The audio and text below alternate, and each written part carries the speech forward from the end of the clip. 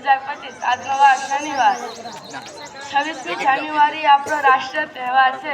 26મી જાન્યુઆરીના દિવસે સવારે શાળાઓમાં અને સરકારી કચેરીઓમાં ધ્વજવંદન કરવામાં આવે છે।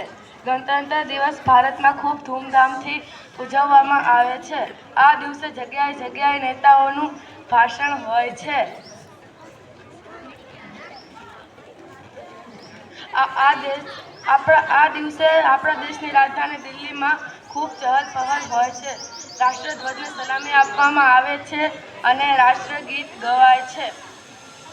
રાષ્ટ્રપતિ પરેડની સલામી ઝીલે છે। આ દ્રશ્ય જોવાલાયક હોય છે।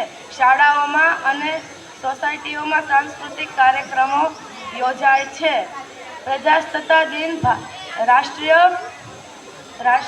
પ્રેરણા આપતો તહેવાર છે। જય હિન્દ, જય ભારત।